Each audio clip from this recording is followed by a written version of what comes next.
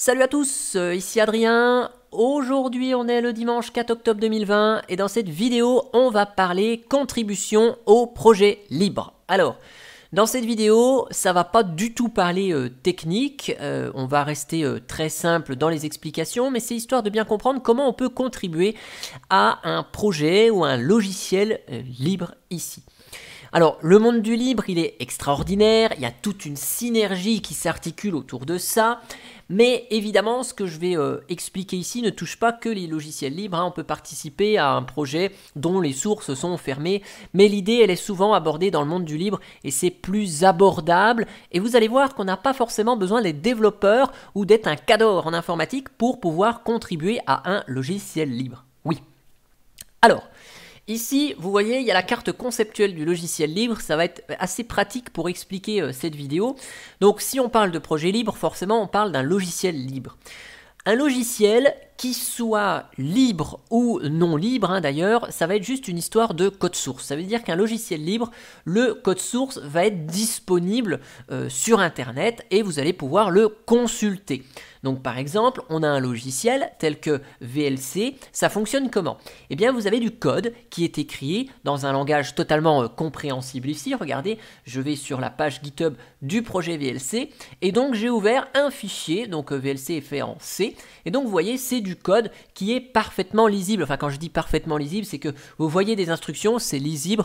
Bien sûr, il faut s'y connaître, il faut savoir ce que ça veut dire, là il faut comprendre que c'est une fonction, là il faut comprendre ce que cela veut dire, mais c'est lisible et donc c'est à partir de cela qu'on va créer le logiciel, à partir de ces instructions écrites. Ensuite, on va compiler le logiciel, donc ça va passer dans un compilateur et ça va produire un programme exécutable. Et ce programme exécutable, on va pouvoir double-cliquer dessus sur notre système d'exploitation et ça va ouvrir la fenêtre de VLC qu'on connaît tous pour lire une vidéo ou écouter un morceau de musique. Ça, donc c'est rapidement hein, comment fonctionne un logiciel. Je ne vous fais pas en détail, sinon on pourrait y passer 3 heures.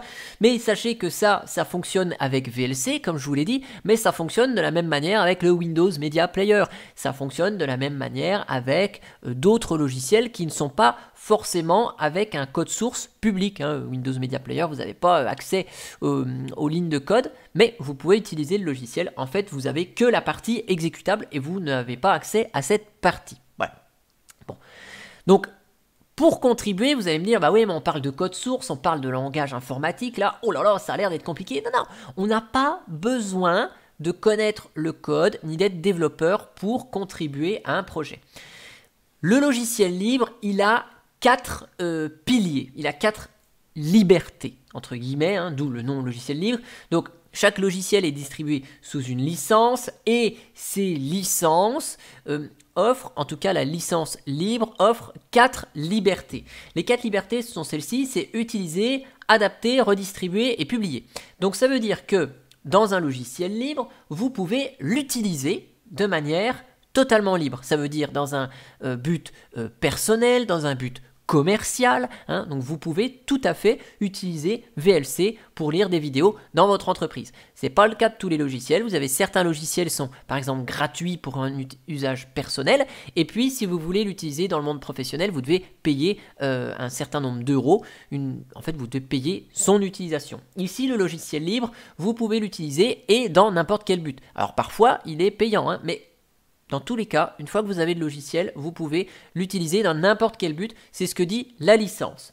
Ensuite, vous pouvez apprendre comment fonctionne le logiciel, l'adapter à vos besoins. Typiquement, vous récupérez un logiciel libre qui peut être n'importe lequel, par exemple, je ne sais pas, VLC, et puis vous vous dites, bah tiens, VLC il est bien, mais j'aimerais enlever l'interface, j'aimerais garder que le moteur qui lit les vidéos pour inclure ça dans une application métier qu'on est en train de développer au travail.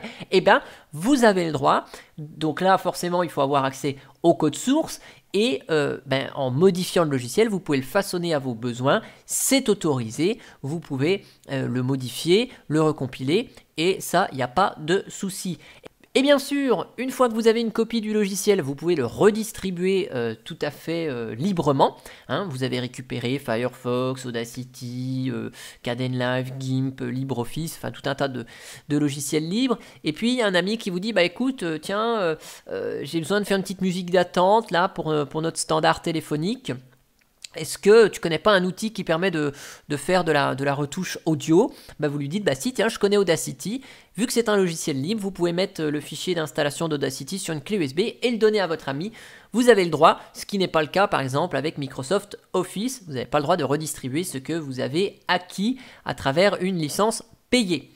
Et vous avez évidemment la possibilité de publier librement toutes les améliorations que vous avez faites d'un logiciel. Vous avez donc forké, hein, c'est là que vient ce terme de fork, vous avez forké un logiciel, ça veut dire que vous avez copié l'intégralité du code source, et puis vous l'avez gardé pour vous, vous l'avez modifié pour ajouter des fonctionnalités au logiciel, ou vous l'avez adapté à un autre logiciel pour imbriquer deux logiciels ensemble pour faire un super truc, par exemple, eh bien vous avez le droit de publier les améliorations. Alors si vous avez adapté, comme je disais, le moteur de VLC, pour reprendre cet exemple, dans une application métier dans votre entreprise, vous pouvez évidemment ne pas republier les améliorations parce que vous êtes dépendant d'un autre logiciel qui n'est peut-être pas libre. Cependant, si vous avez complètement copié un logiciel libre et que vous l'avez amélioré, vous pouvez republier ce logiciel sous la même licence évidemment, ce qui est le cas du célèbre logiciel LibreOffice. Hein.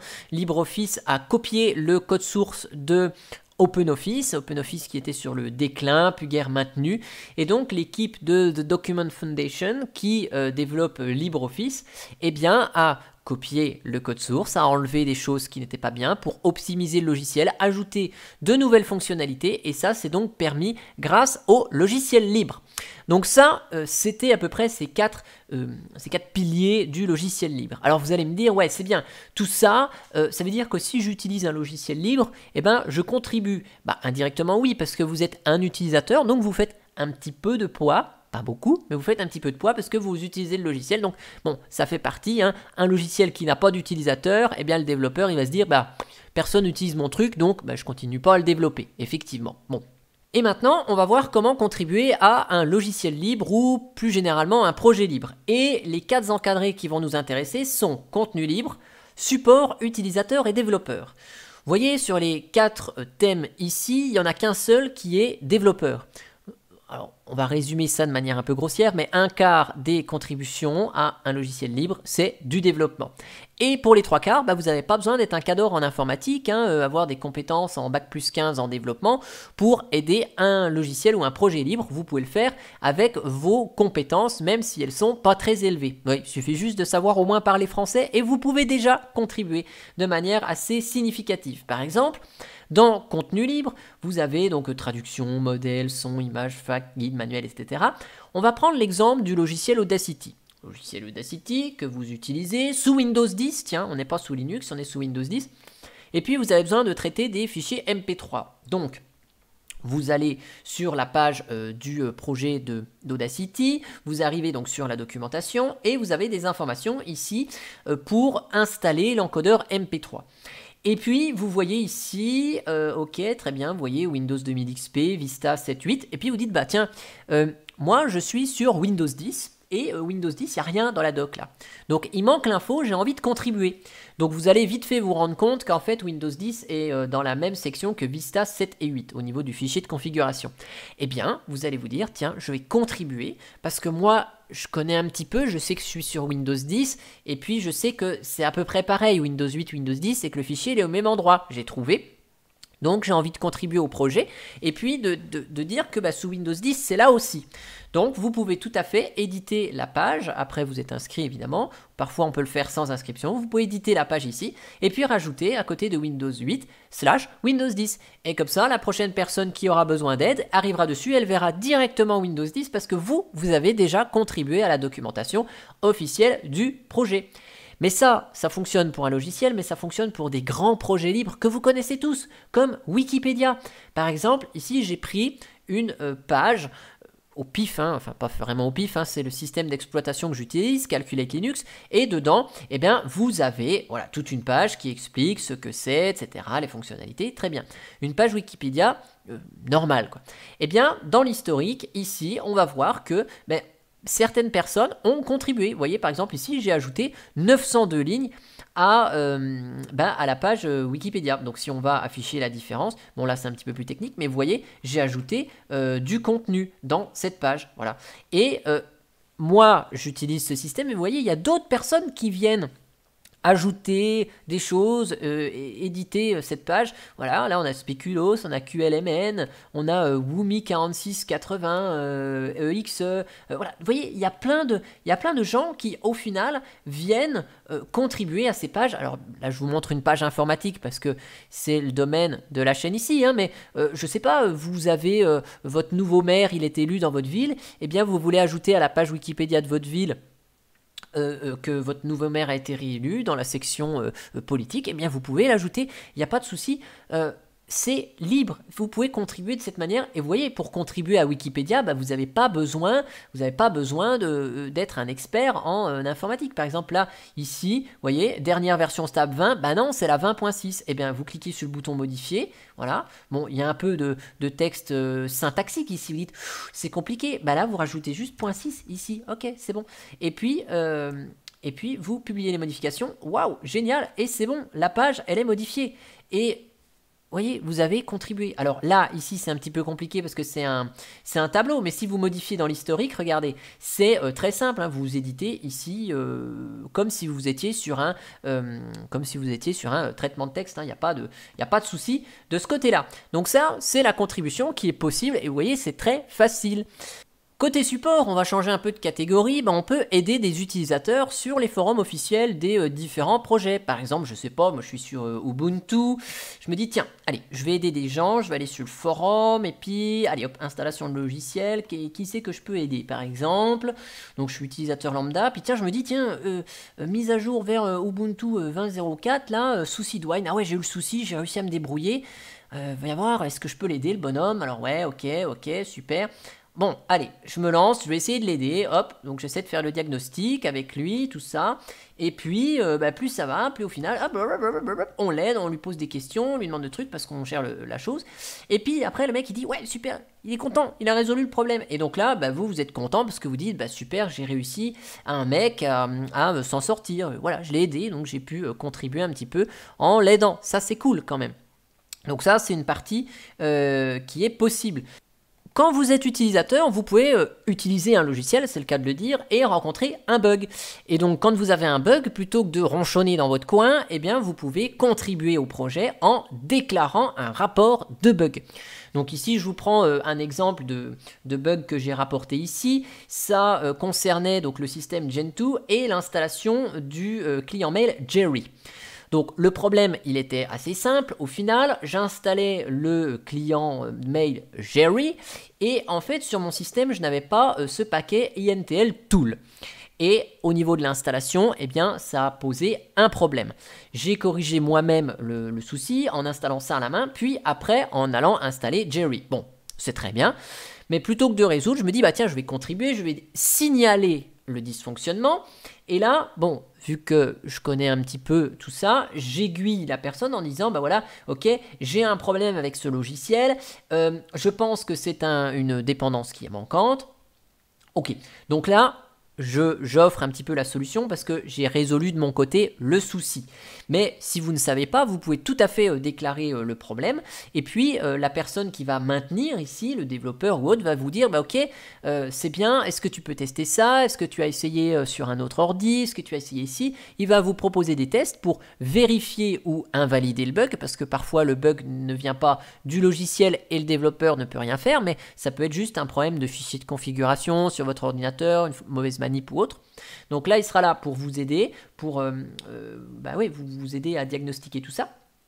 Et donc là, ici, la personne, je lui dis, ok, il manque un truc, donc il a corrigé le problème et il a mis le souci en résolu, fixé. Voilà, le problème a été fixé. Mais si vous n'arrivez pas forcément à savoir d'où vient le problème, déclarer déjà, c'est une bonne chose et on vous mettra sur la piste, on vous demandera peut-être de faire des tests, peut-être que le développeur vous proposera un petit correctif, vous proposera un paquet expérimental du logiciel à tester, puis vous allez pouvoir vérifier de savoir si le bug est corrigé ou non en faisant cela.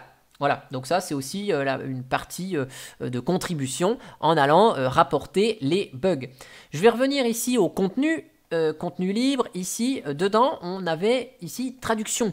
Vous êtes par exemple bon en anglais, vous connaissez bien l'anglais, eh bien vous pouvez traduire les logiciels, traduire des outils, traduire ce que vous voulez, ou bien faire des bugs parce qu'il y a une faute de français dans un outil. Voilà, vous avez remarqué dans un logiciel une erreur de traduction ou quelque chose qui n'est pas correct, et bien vous pouvez dire oh oui, il y a un petit problème là, et vous pouvez contribuer.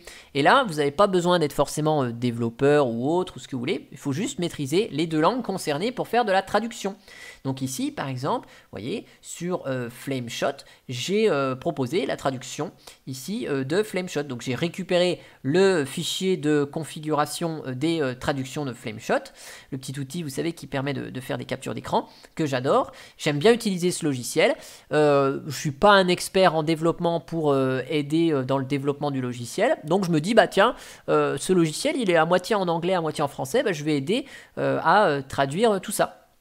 Donc ici, ok, je récupère le fichier qui m'a été mis à disposition et à la place de translation type égale unfinished, eh ben, j'enlève ça et puis je traduis, donc press ESC to cancel, eh bien, appuyez sur échappe pour annuler. Voilà, c'est pas compliqué, on sait traduire. Donc là, je contribue au logiciel en traduisant les fonctionnalités du logiciel.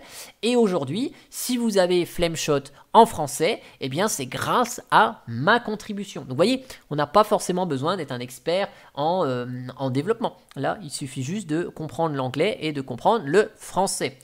Quand on est utilisateur et qu'on veut faire... Alors, c'est pas écrit ici parce que je pense que c'est pas tout à fait dans la philosophie du logiciel libre, mais il faut pas oublier un truc, c'est qu'il y a un moment où on a besoin d'argent.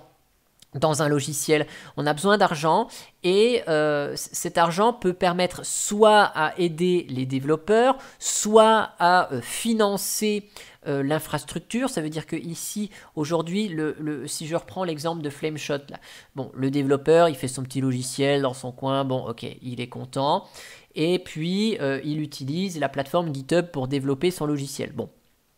En soi, c'est pas très compliqué, il n'y a pas besoin de moyens financiers pour développer ici. Cependant, vous utilisez un logiciel, vous aimez ce que fait le développeur et vous dites, bah tiens, j'ai envie de lui filer un petit peu d'argent parce que je suis content d'utiliser son logiciel. Il nous le met gratuitement, mais moi, je me dis que tiens, c'est cool, c'est vraiment un logiciel que j'utilise et donc j'ai envie de faire un don. Voilà. Vous utilisez par exemple le courrieleur Thunderbird, qui est un excellent outil. Vous l'avez gratuitement par rapport à un Outlook qu'il faut payer. Là, vous savez que derrière Thunderbird, c'est quand même un logiciel un peu plus important que le petit Flameshot. Derrière, il y a des développeurs qui travaillent quasiment tout le temps dessus. C'est une fondation, c'est un truc associatif. Vous dites, bah tiens, j'ai envie quand même de filer un coup de pouce. Derrière, ils ont quand même une infrastructure, des choses comme ça. Vous avez envie de les aider. Vous pouvez effectuer un don pour financer le projet. Mais vous pouvez financer le projet par un don, par exemple vous allez sur le site du projet, puis vous avez souvent un petit truc PayPal ou autre, vous pouvez faire un don de ce biais-là, mais vous pouvez aussi acheter des goodies, et souvent les projets font des goodies, et donc vous pouvez acheter par exemple une tasse, un mug LibreOffice, un bracelet Firefox, des stylos, une casquette ou autre, et donc en fait, derrière ils se prennent une petite marge en vous vendant ça, et donc vous contribuez aussi bien au projet en finançant, ça veut dire que la casquette, si vous allez l'acheter par exemple 15 €, bah en fait elle a coûté 10 € et puis il y a 5 € qui vont dans la poche du projet. Et puis de l'autre côté, vous contribuez avec ces goodies parce que voilà, en brandissant votre casquette Firefox, les gens vont peut-être voir dire ah ouais tiens Firefox, c'est vrai que ça fait un moment que je l'ai pas utilisé, je suis croisé un mec, il va peut-être pas vous le dire dans la rue, mais c'est quelqu'un qui est sur Google Chrome, puis il vous voit en train de porter la casquette Firefox en se disant ah ouais tiens ça fait longtemps que j'ai pas essayé Firefox, je vais essayer, puis ce sera peut-être un nouveau contributeur. Donc ça, C'est vraiment cool, c'est vraiment cool. Donc vous voyez, il y a plein de possibilités pour contribuer. Vous avez envie de monter un petit peu le niveau, je sais pas. Par exemple, tenez, je vais vous prendre ici un autre exemple. Donc là, on va se mettre dans, allez, à moitié développeur, utilisateur. Ici, vous êtes un utilisateur, mais vous avez envie de contribuer, mais bon, ok. Je vous prends un exemple ici avec un bug qui a été ouvert à l'époque en 2011 chez Mageia. La personne ici demande un paquet générique. Sur Mageia, il y a des paquets task quelque chose qui permettent d'installer d'un coup plein de logiciels. Et donc, il demande un task codec ici pour installer les codecs de manière assez rapide. Puisque à l'époque, sur Mageia, il fallait installer manuellement chacun des paquets. Donc il dit voilà, ce serait bien que on ait la possibilité d'installer via un métapaquet tout un tas de codecs. Ce serait bien de faire deux versions, une qu'avec les codecs libres et un avec les codecs non libres. Bon, ok, très bien. Donc là, il nous liste, en plus il est gentil, il a listé tous les codecs qu'il fallait ajouter dedans. Donc moi je faisais un petit peu de paquet RPM, enfin voilà, je maîtrise un petit peu la chose, et je me suis dit bah tiens, je vais contribuer à ça, parce qu'on l'avait déjà fait, nous dans notre coin sur Mageia Linux Online, on avait notre petit dépôt additionnel, et puis on donnait quelques paquets, puis à un moment on s'est dit ce serait bien de fournir directement dans le projet cette chose. Donc là je suis arrivé en 2013 en me disant tiens voilà, j'ai fait un fichier spec, donc c'est un fichier de recettes qui permet de créer le paquet. Et donc j'ai fait le paquet, et donc je vous donne le paquet source, je vous laisse l'adapter. Donc j'avais fourni le paquet source pour bien montrer que finalement la recette fonctionnait.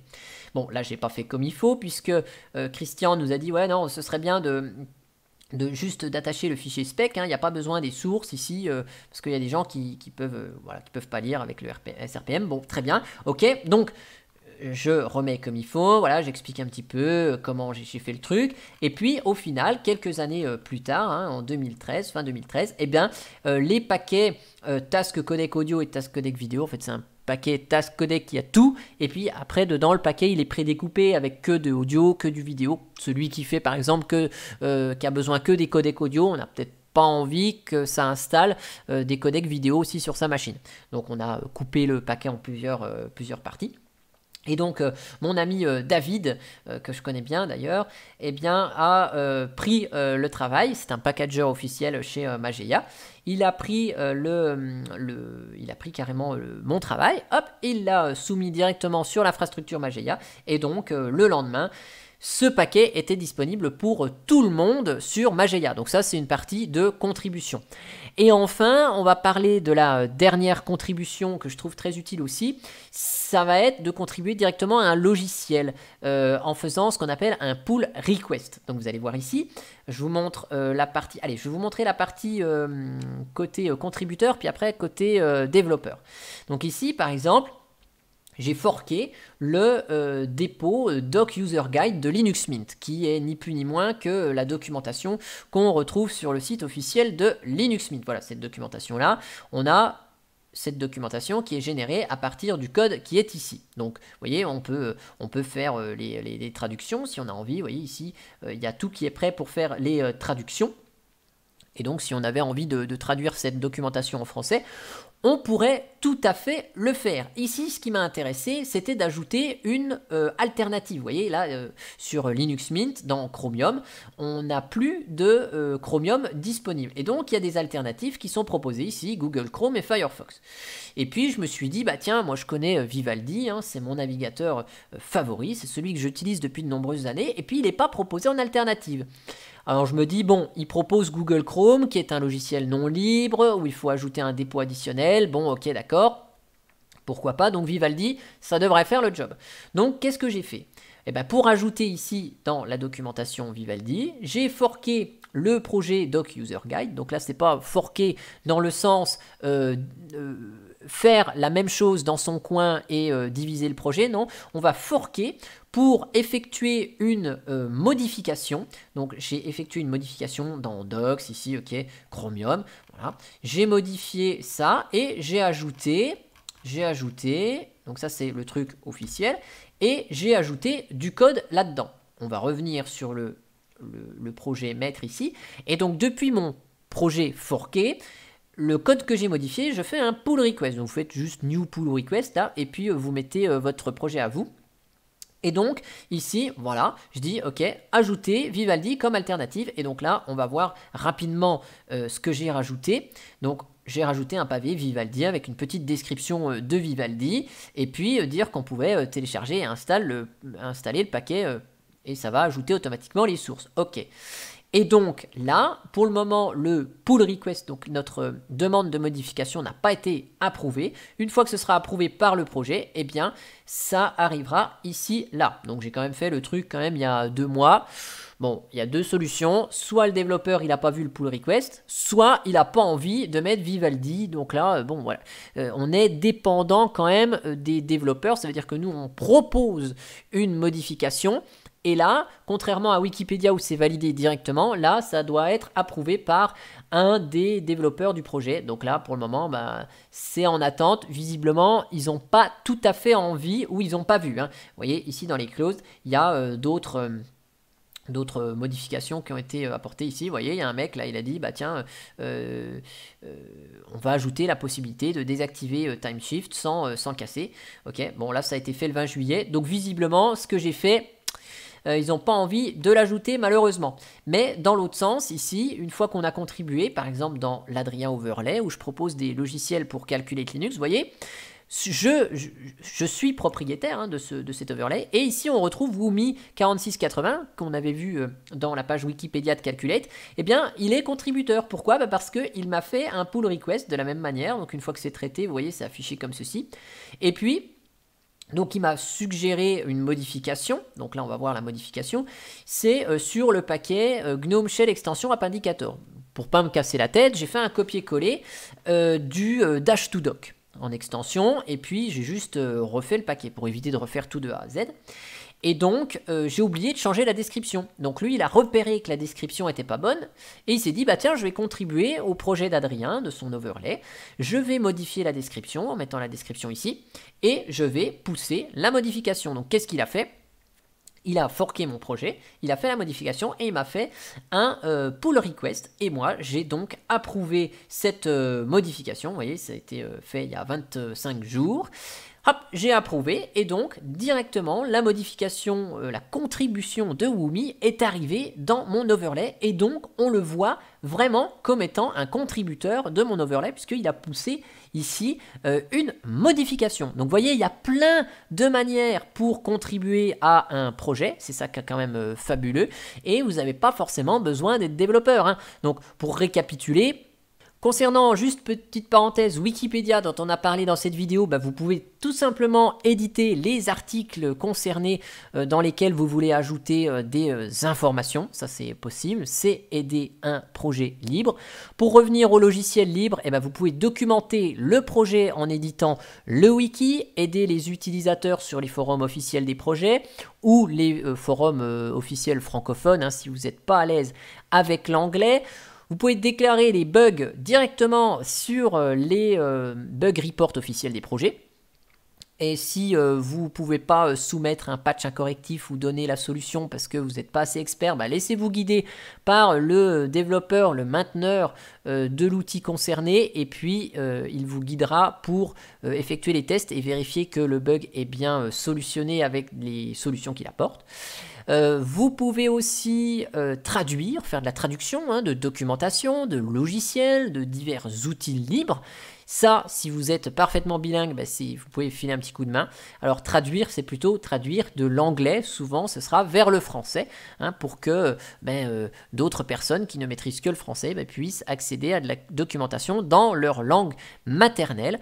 Vous pouvez également financer un projet par des dons, l'achat de goodies, ou même, j'en ai pas parlé, mais en offrant un petit bout de votre infrastructure. Je sais pas, vous avez plein de serveurs chez vous, vous pouvez mettre à disposition un petit bout de serveur FTP pour héberger les fichiers d'installation du logiciel par exemple. Voilà. Vous pouvez, pour une distribution Linux, packager un logiciel dans les dépôts officiels ou soumettre la recette de compilation du paquet si vous ne faites pas partie du projet officiel, hein, c'est possible. Vous pouvez, ça j'en ai pas parlé, c'est plus de la partie contribution, mais tenir un stand sur un projet, sur un événement. Par exemple, il y a les JDLL, les RMLL ou diverses rencontres libres. Eh bien, vous pouvez aider sur un stand Firefox. Vous êtes un fan de Firefox, ben vous pouvez aider, demander à tenir le stand et puis parler du logiciel si vous le maîtrisez, par exemple. Bon, de manière un peu plus compliquée, développer un logiciel, hein, c'est la partie développeur, ou contribuer au développement d'un logiciel libre, ça c'est plus compliqué.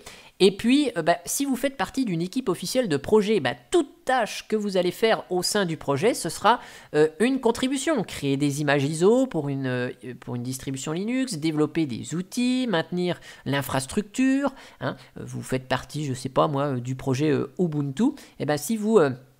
maintenez les serveurs, vous êtes l'administrateur système de l'infrastructure du forum français Ubuntu, vous êtes contributeur.